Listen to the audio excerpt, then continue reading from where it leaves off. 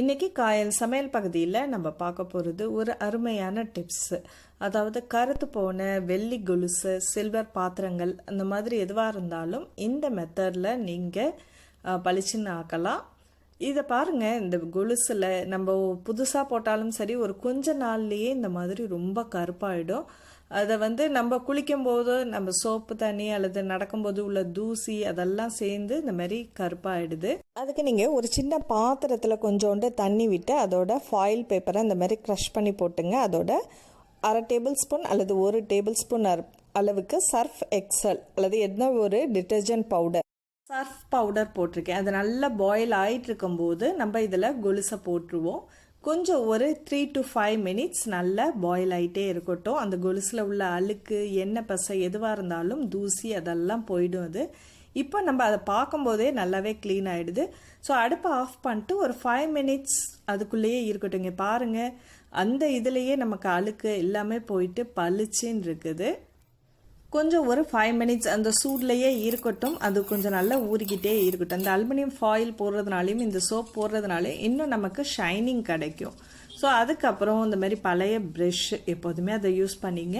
கொஞ்சம் நல்ல அழுத்தம் கொடுத்தீங்கன்னா இந்த கொலுசில் உள்ள மைன்யூட்டான இடுக்கில் உள்ள அழுக்கெல்லாம் கூட அப்படியே நமக்கு பளிச்சுன்னு வந்துடும். இந்த மாதிரி நல்லா கையில் எடுத்து வச்சு அந்த சோப் நுரையோட வச்சு தேய்ங்க.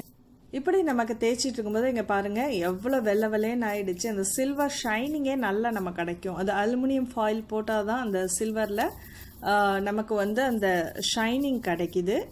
கொஞ்சமாக அந்த சுருட்டி போட்டு அந்த சூடோடு நம்ம வாஷ் பண்ணும்போது இந்த பாயில் பண்ணும்போதே அழுக்கெல்லாம் போயிடும். நம்ம இந்த ப்ரெஷ்ஷை வச்சு க்ளீன் பண்ணும்போது இன்னுமே நல்லா பளிச்சுன்னு ஆயிடுச்சு.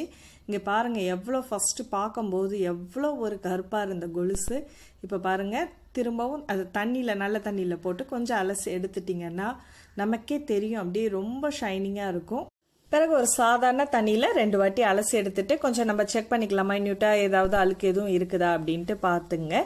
அதுக்கப்புறம் நம்ம இந்த மாதிரி காட்டன் கிளாத்லேயோ அல்லது ஃபைபர் கிளாத்லேயோ துணியை வச்சு நல்லா தொடச்சி எடுத்துட்டிங்கன்னா சில்வர் கொலுசு புதுசு போல் நல்ல மினுமின்னு இருக்கும். இந்த மாதிரி 2-3 மாதத்துக்கு ஒரு வாட்டி நம்ம ரெகுலராக பண்ணிக்கிட்டே இருந்தோம்னா புது கொலுசு வாங்கணுன்ற ஒரு ஐடியாவே நமக்கு வராது. அவ்வளோ பலன்னு இருக்கும். இங்கே பாருங்கள், ஃபஸ்ட்டு நம்ம பார்த்ததுக்கும் இப்போ பார்க்குறதுக்கும் எவ்வளோ டிஃப்ரென்ஸ் இருக்குது.